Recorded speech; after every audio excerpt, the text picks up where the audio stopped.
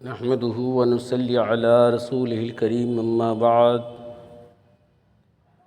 طلب العلم فریضۃ علی کل مسلم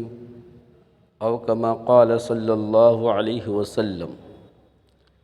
محترم سامعین، عزیزو بھائیو، علم دین کا حاصل کرنا ہر مسلمان پر فرض ہے۔ آج میرے محترم بزرگ اور دوستو، دینی تعلیم کی طرف بے رغبتی اور بے توجہی زیادہ پائی جا رہی ہے۔ بعض لوگوں کو دیکھا جاتا ہے کہ مدرسے کے طالب علم کو حقیر اور ذلیل نگاہ سے دیکھتے ہیں، حالانکہ اللہ اور اللہ کے رسول کی نظر میں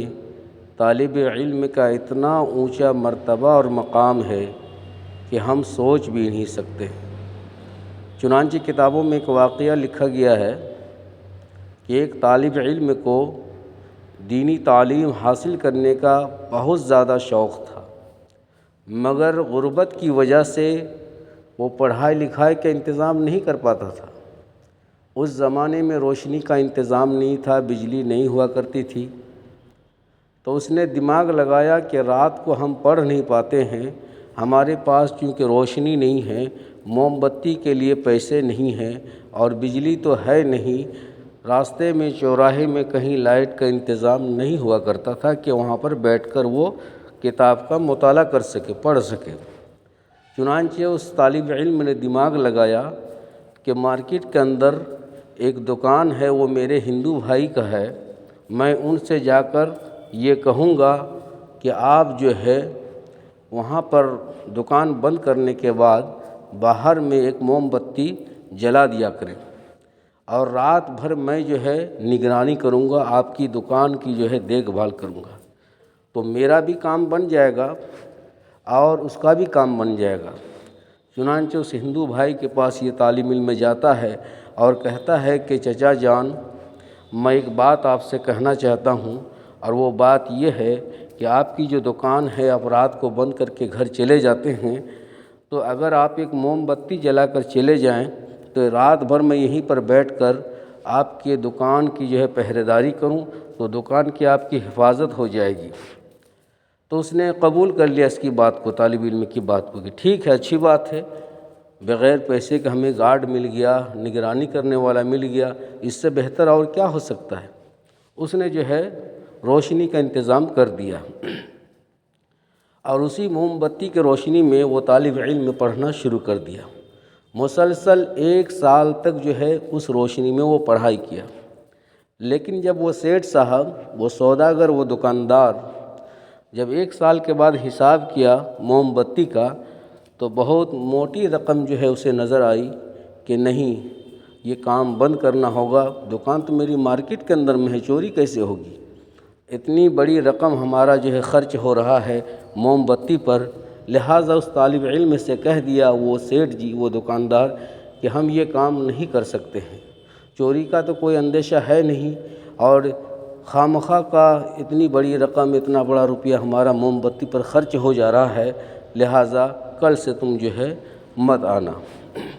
وہ بیچارہ بہت غمگین ہوا، بہت غم زدہ ہو گیا، پریشان ہو گیا، رات بھر روتا رہا، روتے روتے اس کی آنکھ لگ گئی کہ اللہ، اگر تو نے انتظام کسی طرح سے کیا تھا کہ میں اس روشنی میں پڑھتا تھا، اب یہ آج سے بند ہو گیا، اب میں رات کو کیسے کتاب کا مطالعہ کروں، کیسے میں پڑھائی کروں، اس لیے کہ میرے پاس روشنی کا انتظام نہیں ہے۔ وہ روتے روتے سو گیا۔ خواب میں حضور اقدس صلی اللہ علیہ وسلم تشریف لائے اور فرمایا کہ اے طالب علم، اے بچے، کیا بات ہے کہ تم روتے روتے سو گیا اور آج تم پڑھنے نہیں بیٹھا؟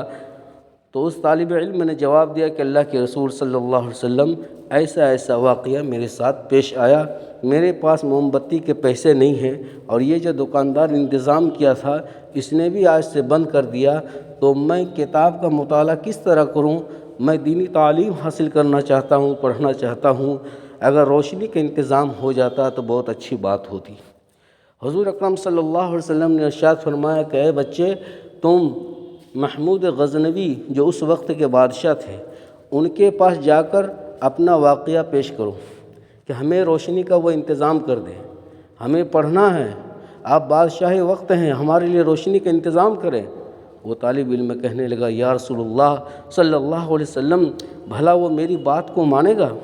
وہ سنے گا؟ نہیں سنے گا؟ تو پیارے آقا صلی اللہ علیہ وسلم خواب میں فرما رہے ہیں کہ اے بچے، تم میرا واسطہ دینا، کہ خواب میں حضور اقدس صلی اللہ علیہ وسلم نے فرمایا ہے کہ آپ جو ہے میرے لیے روشنی کا انتظام کریں۔ وہ طالب علم کہتا ہے یا رسول اللہ صلی اللہ علیہ وسلم، وہ بادشاہ وقت ہے، اتنا بڑا بادشاہ ہے، اس کی حکومت چل رہی ہے، وہ میری بات پر بھلا یقین کرے گا؟ میں جب خواب اس کو بیان کروں گا تو وہ تو یقین بھی نہیں کرے گا کہ ایسا کیسے ہو سکتا ہے کہ تمہیں خواب میں حضور کی زیارت ہو جائے۔ میرے نبی صلی اللہ علیہ وسلم نے فرمایا کہ ٹھیک ہے، تم محمود غزنوی سے جا کر کہہ دینا کہ اللہ کے رسول صلی اللہ علیہ وسلم نے آپ سے اس طرح ارشاد فرمایا ہے، اور یہ بھی فرمایا کہ آپ روزانہ 5000 درود شریف مجھ پر پڑھا کرتے تھے، لیکن چند دنوں سے جو ہے آپ کا درود شریف میرے پاس نہیں آ رہا ہے، کیا وجہ ہے، کیا بات ہے؟ اس بات کو جب تم سناؤ گے تو اسے یقین آ جائے گا۔ چنانچہ میرے عزیزوں اور بھائیوں، یہ طالب علم، یہ دینی تعلیم حاصل کرنے والا بچہ محمود غزنوی رحمۃ اللہ علیہ کے پاس پہنچا